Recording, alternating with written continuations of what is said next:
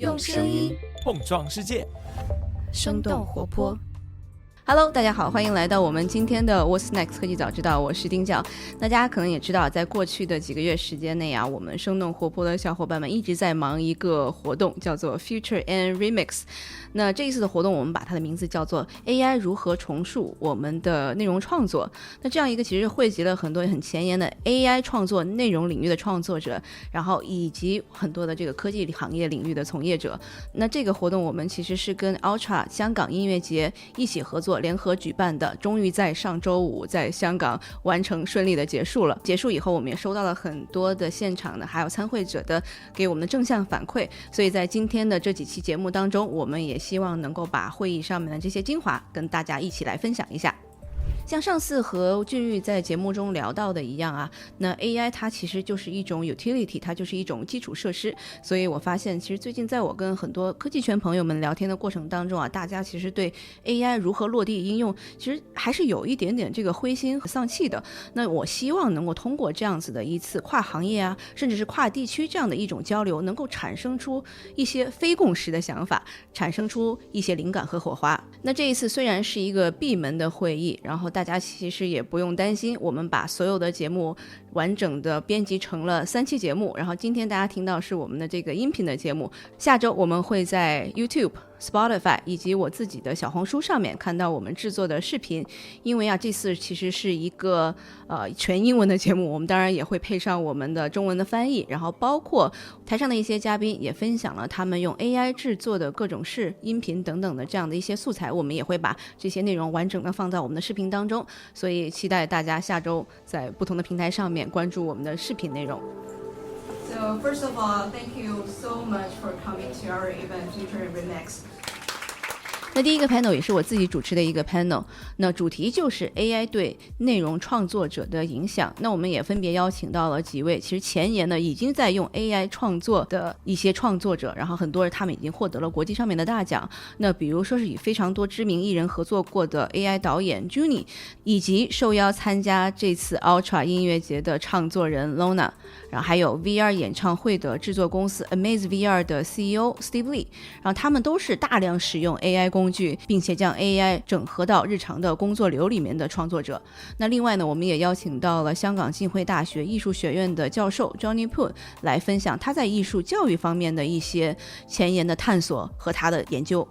令我印象深刻的是啊，这几位嘉宾其实都是来自不同的创作领域，但他们基本都提到了他们利用不同的 AI 工具大大提升了他们在这个工作上面的效率，包括节省了很多他们的时间和人力的成本。比如啊，朱妮就说到，在传统的电影制作里面，由于时间和经费的限制，很多的特效，比如像是这种燃烧啊、爆炸等等一些场面，1-2次就必须完成。但是 AI 的使用啊，能让这些原本复杂的制作摆脱了时间和空间的限制，所以它也就释放了很多的创作的灵感啊，创作的空间。那嘉宾 Steve 他也提到了，他们公司利用 AI 将整个的 VR 演唱会的制作大大提升了他们的效率。比如在过去啊，他们基本上会用40到50个人的工作量，可能是需要几个月的时间才能做完一场演唱会，但现在呢，只需要用2-3个人，基本上几天就能完成了。那最后呢，我们其实还探讨了关于 AI 生成内容的一些争议。那比如说 AI 会不会取代创作者，会不会让作品失去了它本身的一些灵魂或者是意义。那 Lona 其实就说啊，那他并没有这样的一些担忧，因为现在的 AI 的普及啊，其实是让更多的人有了实现自己的想法的工具，让这个实现的过程更加的容易和更加的高效。以前呢，比如说是需要一整支乐队才能完成的一首歌曲，现在1个人就可以完成了。其实啊，这也是让更多的人有机会成为创作者。另外 Lona 也会说，他其实是让 AI 为他自己提供一些 demo 的不同的一些灵感和想法，但最后怎么样去使用这些不同的片段，然后怎么样整合起来，其实是由他来决定的。那这首歌依然是注入了他自己的品味和自己的灵魂的。那在节目正式开始之前，我还是要感谢一下我们的合作伙伴，那这一次的联合发起方 Zebra Lab、Ultra HongKong， 然后还有我们的支持单位香港投资推广署，然后包括我们的赞助方图拉斯以及鹰牌花旗参。好了，那下面就是我们今天的节目。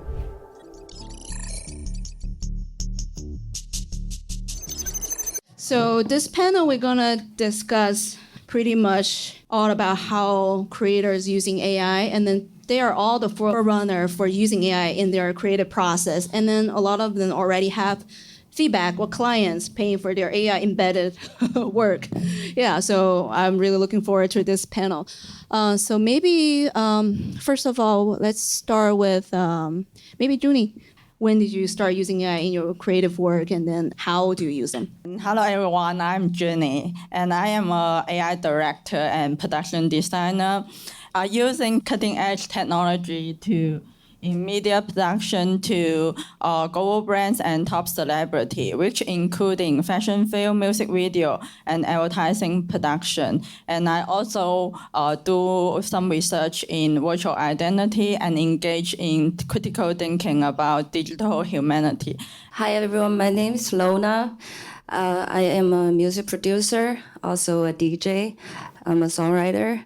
I studied classical music. I majored in composition and sound design while I was in the US. And after I came back, I signed with a Universal Music Group, work as a producer. So my job is write songs for the pop artists, rappers, and I am also a singer myself. So I use a lot of AI in my work as well. The mainstream stuff like Suno, Audio, sound design tools like Stance Diffusion. I'm not sure if you guys know. Hello guys. My name is Steve Lee. I'm a co-founder and CEO of Amazing VR. Amazing VR is a VR concert platform company. We founded in 2015, so it's been 10 years. And we founded in Silicon Valley. Now we are moving to the LA, and we also have the subsidiary in South Korea. I originally started my career as a software engineer 20 years ago, so I would say I'm the quite engineer. And then I started working at the Bain company, and Bain company as a management consultant, and I work at the Kakao, which is kind of WeChat-like service in South Korea. And after that, I believe in AR, VR. I believe VR AR headset would replace the TV and monitors as a person display. I thought Apple will release the VR headset in 2017, but unfortunately they released it this year, though. But now it's getting better. And then we work, as I mentioned, we are a VR concert platform company, which means we are working with the music artists. So we started work with the US artists like Megan Thee Stallion, T-Pain, Ja Larson, and then we expand to the K-pop. So we started to work with aespa and EXO Kai, and then recently we worked with Tomorrow by Together, which is the big hit music artist. And now we are actually launching this one in the movie theater, as not many people have the VR headset yet. So we sell a ticket to the fans, and then when fans come to the movie theater, VR headset will be reinstalled, and they can experience the VR concert with a movie theater sound system. So we now launch in the South Korea and the US and Japan, and then we are discussing other countries. I don't know if you guys know the VR production, but the VR, we need to fill out all the spaces, which means there's lots of work. So if we just follow the traditional film production or the game production, it requires lots of manual work. So we use AI for automate manual works. So that's what we are doing. Last but not least, Professor Pon. I'm Johnny, and I am an educator. I'm academic, and so I'm a little bit different from the other panelists. I'm in education. I'm also I'm the founding dean of the school of HKBU as a university in Hong Kong, the only university with a film program, with music program, with visual art program, and also an art technology program, plus a business degree in global entertainment. So we have about 1,800 students. We employ about 200 professional artists and filmmakers and stuff working for us. So we basically the only university in this part of the world with these elements together. My other role is as a associate VP of interdisciplinary research.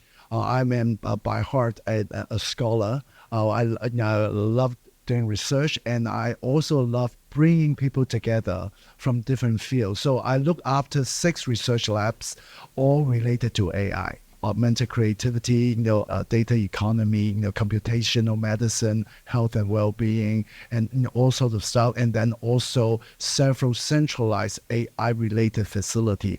One of those, which I'm the director, is a mocap research and visualization lab, which is the only one in this part of the world.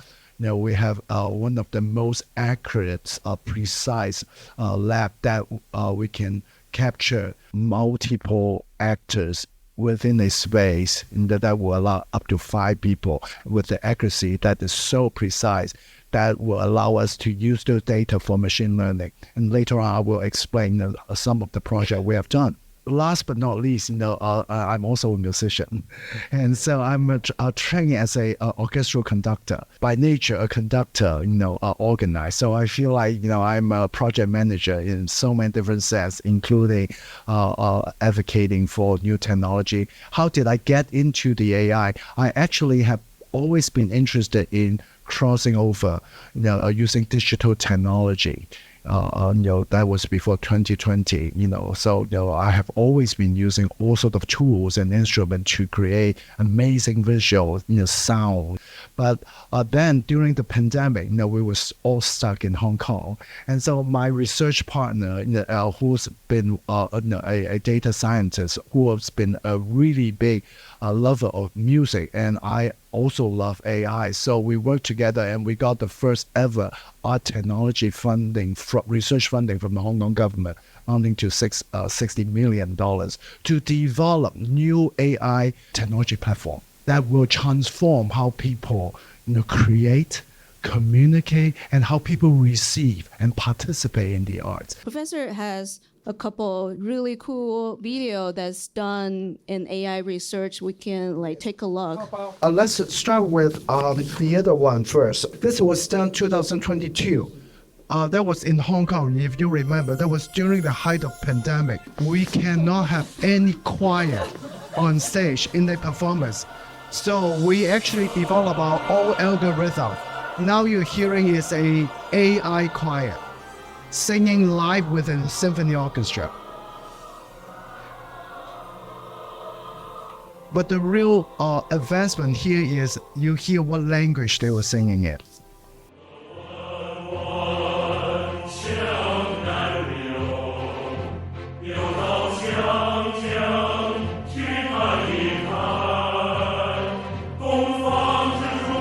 So that was during the time when it's not possible to put a choir on stage, when everybody was still wearing masks.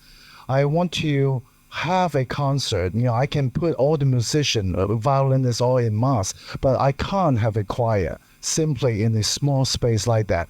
So we asked our research team the question, can you create a choir for me where they can perform with me live, in real time? This is not playing a recording. This is actually AI choir responding to my movement. And so that was actually done by extracting, the male voices were all world-class soloists like Domingo, Jose Carreras. And the female singer was Maria Callas. Maria Callas was long dead, 30 years ago. We extracted her voice quality and then taught her to sing in Putonghua. And so, there was a lot of try and error. Initially, it sounded terrible. It sounded like somebody just, totally out of control. It's like something come out of a horror movie. But then slowly we improve our algorithm. We keep changing until there was one day, I remember when we were listening to one of an example, and then we all look at each other and say, did you teach it to sing like that? Did you teach it to phrase like that? It almost have human quality to it.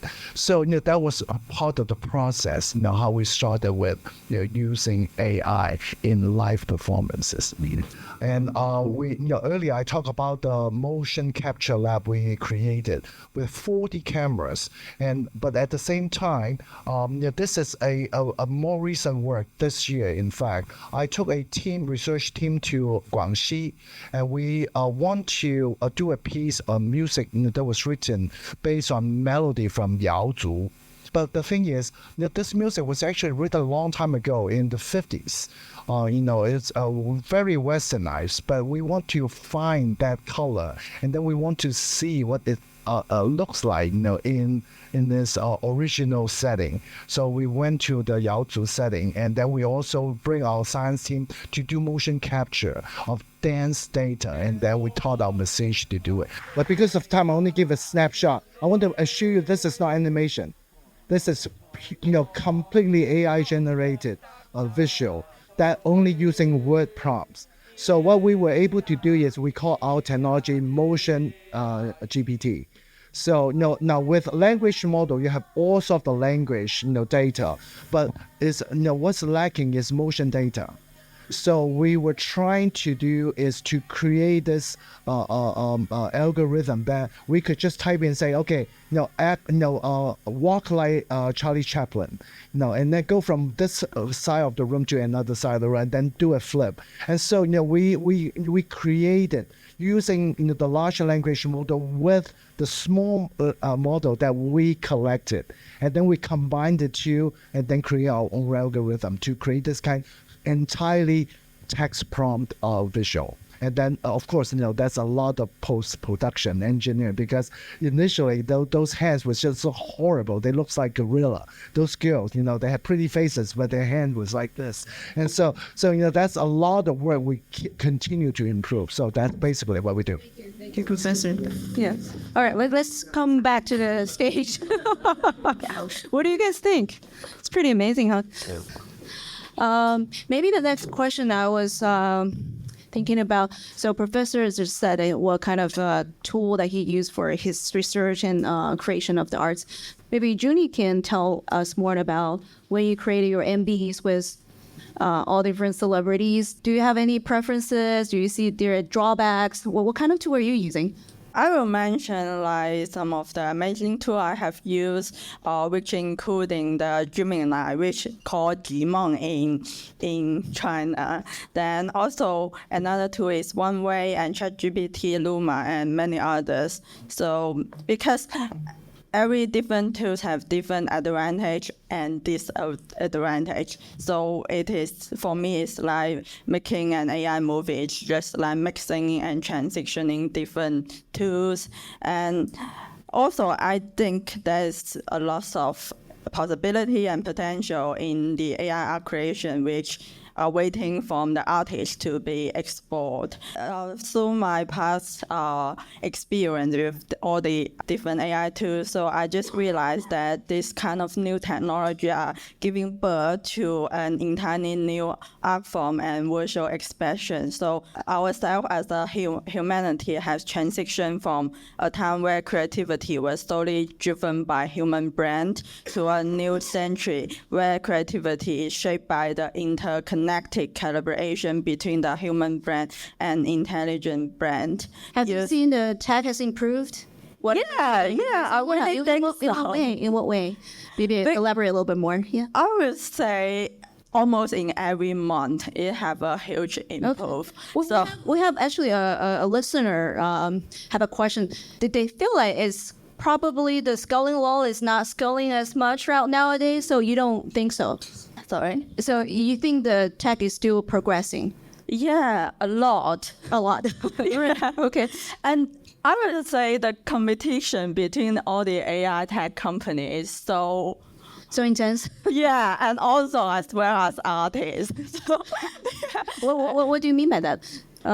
the competition between artists. A lot of artists. Yeah, because trying to the use artist AI. is trying to use AI to make the latest version. So every day you will see a different art forms and also different meaning behind their art. So it's truly wonderful for me. And also we can see there's a lot of limitation about AI right now, but there's many artists is using the limitation of AI to create the amazing and wonderful work, and this is reshaping the perception of human to see the AI. So I'm working with AI is more interesting for me to working with human. But like traditional tools. So last time when we talked offline, you were mentioning there's a lot of celebrities want to work with you, and they're so interested in AI. They know all about ChatGPT, Sora, all different kind of tools. Can you share more about those things? I will say the communication between this celebrity it is different because they have their own perception about AI filmmaking, and also their perception is come from their traditional filmmaking. So the communication sometimes is more like a battle. Like what kind of battles you guys are having?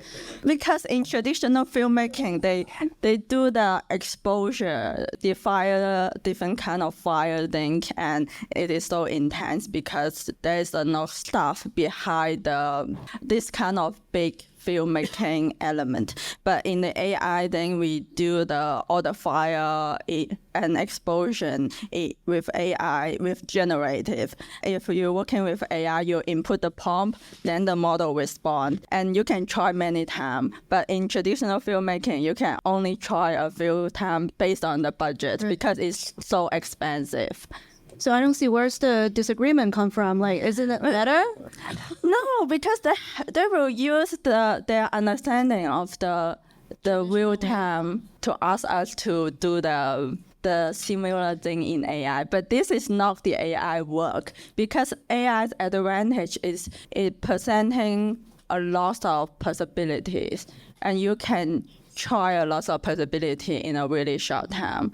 So you can't just ask AI to do the exactly thing in your mind. I see. This is not how AI works. So probably not fit into their old workflow. We have to create a new one. That's kind of the disagreement come from. All right. Yeah. What about you? Like, do you use AI in your creative process, or is it too not consistent for your work? What do you use it for? I want to say I really like Professor's first work because I use a lot of virtual singer as well. We call it virtual singer because there are a lot of AI tools, things like AC Studio, A Studio, and like Synthesizer V. Because if you're a songwriter, but you're a best singer and you're trying to produce a demo for your client, it's actually hard because if you can sing, you need to pay for a professional singer. Probably need a good studio or even a professional engineer. That means you need a lot of time to put things together and you need to pay a lot of money. But now with like a virtual singer, you just need to sing into it and you can replace it with a great singer, just like Professor's work. So AI is actually changed a lot of the way that people create music. And the other thing that I use is audio. Like I guess a lot of people already know what it is. Something like Midjourney, but it's a music AI tool.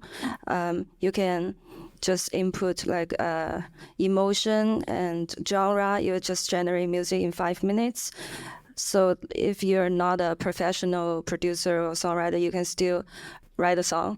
But for professional musicians or producers, I think it's still helpful because when you lack inspiration, you can upload something we call the audio clip, like a 5 seconds to 10 seconds musical clip to it, and then it can continue writing for you. So you can generate like unlimited versions of a song, so it can give you possibilities fast and like inspiration fast instead of just drinking beer, struggling and stuff, Oh, the other thing that I use is called dance diffusion because most of the time nowadays I produce EDM music, electronic music. So the most important things in electronic music is sound design. So traditionally you will have to learn how to use a synthesizer or Max for Live things you need to learn for 3 or 4 years or even longer.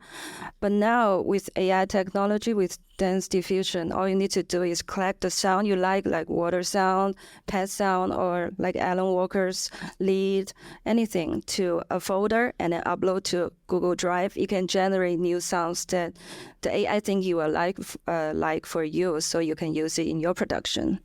Yeah. I have a question. Does your fan or people who listen to you notice anything that is created by AI? Do you tell them? Ask me about this, I guess. No, not. Yeah, but I'm not against AI at all. I think some songwriters, they think audio and sono tools like that might take away some people's job, but I don't think it will, because the sound quality, fortunately, it's not good enough for commercial releases yet. Maybe in a couple years. I don't think this can actually, because the database is not high quality. It's hard to analyze all the data.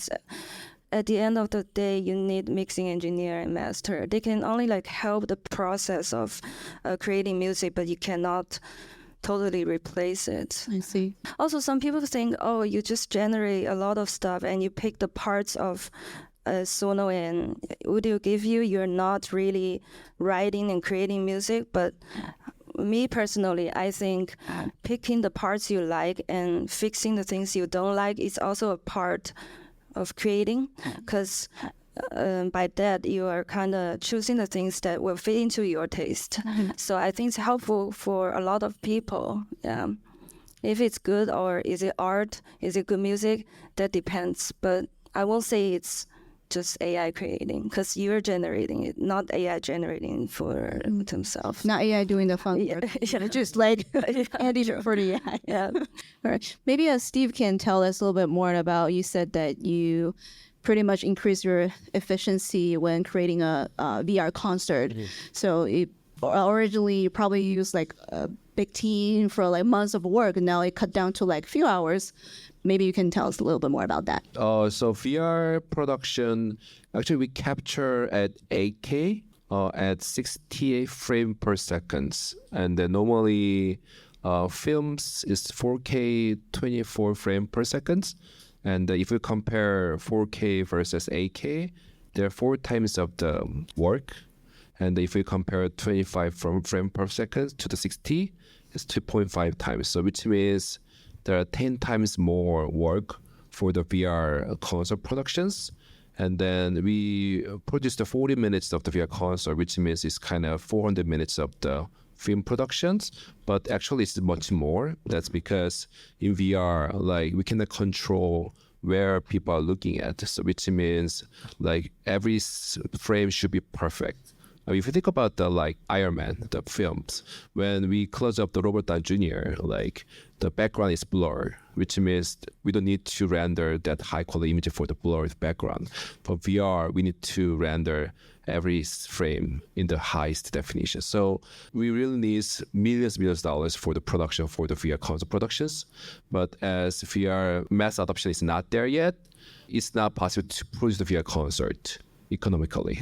So we need to use the AI. So that's the reason that we are using the AI. So we automate the keying out process, which means the keying out the live action artist footage from the green screen background. It requires lots of compositors, but we only have 2 people, and then they provide some data, and our proprietary AI module doing the rest of the work. So, and then we are using AI for the tracking the dancers. So we used to use animator to make the dance movement, but now we just capture the dancers in the cameras, and our AI modules make that dancer movement by themselves. So we automate the many process, so which allow us to push the VR concert scalability. So I would say for the compositor, I think with the similar production, we might need to have 40, 50 people, but now we have only 2 people. So I think this, can show how AI can help the productions efficiently. You were also mentioned to me that there are next generation of interactive product that you're thinking about, but maybe in a few years, maybe you can tell us a little bit more about that.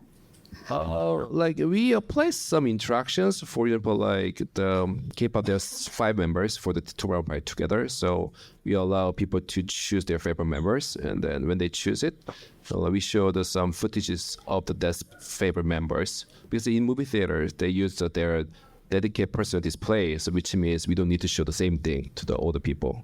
But we have that kind of small interactions, but not just like the images, but maybe the 3D models down the road. So if we like render the 3D model of the artist in this high definition with AI, which I think will happen at some point, then we can allow people to look around this VR concert, get closure. So I think at the moment there's lots of interaction that we can apply. So, but it will require lots of time though, I think the AI is getting so fast. Like I can expect the development speed. So I'm not fully sure after 3 to 5 years what we can see. So I'm not sure everyone have seen this Japanese McDonald's video. Yeah, a lot of people think it's pretty creepy and it's kind of hit people's uncanny valley a little bit. Junie told me that creator is her friend. Yeah. Is that kind of a reaction from people expected? Or how does he react, or those like some criticism, sure. And then, but McDonald's pay for it. That's a huge win already. I am also co-founding an AI production house, which launching soon in this September. And in our team, there are artists from OpenAI, Zora, and A16Z. So because we all see this thing is coming, and it is coming so soon. So we just want to put all our effort on it. So the client, they love this kind of AI creative work, right? Like they are gonna compare you to traditional creation process. So what's the advantage for AI creative advertisement versus old one? They just like buzz, or what is it? Or quicker, or cheaper? What do you think? I would say, because in my past experience with many AI field, I haven't come across many hate from the audience. Who watching my AI art. But I know that many people, when they first think of AI art, the first thing that comes to their mind is it is not art. It doesn't have a soul. And also there's many people focus on its potential to produce fast and cheap content. But for me, I have a totally opposite view about that, because most of the feedback come from my AI field has been overwhelming positive. So I think the reason why is that because audience recognize the unique and surreal artistic visual that they and I also believe that this will shape the content of the next generation. Because I would say because AI have enabled artists from different backgrounds to express their idea more quickly and easier. So the only thing that truly matter is how powerful this idea and whether they can move and inspire the audience. So for me, every creative attempt is part of a continued feedback loop. The faster the artist can generate, the more idea that the artist can explore. So leading the work that touch people. So at the same time, I would say audience is also seeking for higher quality content, which is different from the traditional filmmaking, because I would say traditional filmmaking have the limit. So it is the thing that raising the standard for the creator. So I also believe that the audience are hunger for new experience, content, and offer something they have never seen and heard before and experienced before. Maybe we don't have much time. Maybe we move on to like the future. So maybe the first question should be addressed to Professor POON. Do you use like AI tool for you when you're educating your students, and then is that more easy, or what do they do nowadays? Like, yes, good question. In fact, we are the first university did adopt ChatGPT, while our other sister university was the first one initially banned it. Do you remember the time? Yeah. All the universities said, no, we're not going to allow students to cheat, with ChatGPT. But we were the first universities saying we need to teach them how to use that tool and that responsibly, and also how this can co-create, new opportunities for them. Just the other day, I got this little description from one of my technicians. I also teach my staff, to take advantage of the AI technology. The other day, I got a little WhatsApp, and they say, is this description okay for another show we're gonna do? And I say, oh, you're a very good writer. Did you write it? I got a happy face. He did a very good job prompting, giving excellent idea for the ChatGPT to produce a content that is exactly what we need. And in the past, I spent a lot of time editing somebody else writing. But now I'm very pleased, they have good tools and they have the good wisdom to put the right prompt to shape and do it, reiterate again and again until they get something they think is good enough and then send it to me. I think that was good. So I think, there's going to be more and more opportunity for us to co-create. Do they still have to learn instrument? Maybe this also can address Lona. Like, learning instrument is super hard, right? Yes, they still do. Well, in fact, Lona was very correct saying, we get the idea from the AI, but, to execute it, there's still a lot of gaps. For example, human voices, you're very right. Those voices that we use for mock-up, sometimes it's not really usable. But now I recently have a startup company that we are looking at doing mock-up singers. Oh. Yeah, but the pain point right now is Cantonese. Putonghua is now getting very good now. But Cantonese hard. Cantonese is still, that's the little area we're looking at. But I think it's the workflow completely changed the workflow. Yes. A long time ago, if you look at all these big film scores, very few of them actually use a real orchestra. They are you are fooled by the beautiful instrumental orchestra sound. Yeah, but they changed the workflow it allowed, and then we build on top of that. But it will never replace human being. But I think it will replace human being who don't use the AI tools. Yeah, yes, that's true. Very well put. Yeah, so the other day, you remember, Diana asked me, do you think people will actually like AI music? And I think about it, because I have a small company that me and my partner Liu Kang, we are the provider to Douyin that we create AI clips. It's like short clips, only like 15 seconds. The reason why we do it is to test out if it's gonna be a hit chorus or a hit hook that will be widely used by the users. So like back in the days, the record companies, they spend a lot of time and money into like a full production. But now what they do is to purchase a lot of short clips, which AI generated, and then test out in Douyin to see if it's going to be a hit. Because the music promotion way for us nowadays is not like long time ago, only through TV and radios anymore, but short videos like Douyin, TikTok, and YouTube short videos. That's why I think the 15-second clips of music is crucial. Because if it's good, people will search your music on Spotify, on like Apple Music or QQ, NetEast. But if it's not good, your music is hard to be heard because there are so many content these days.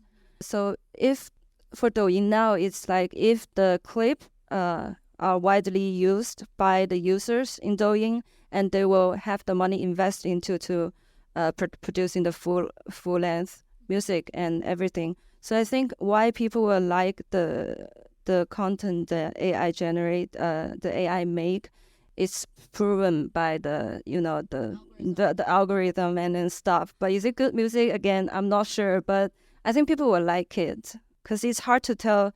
Like after, if you make an album in a year, you don't know if all the money put into the promotion is gonna be a hit. I think the audience only care about good content and new experience. They doesn't care much about whether this is made with AI or traditional filmmaking. Okay, but we were just mentioning earlier, some people would think this is created by AI, there's no soul, and then there's like 鄙视链 content chain. If it's created by AI, it's probably not good. But this will change, right? You guys pretty positive about this. Yeah. All right. Thank you for your questions. Thank you for our panelists. This awesome discussion. Yeah, please give them a round of applause.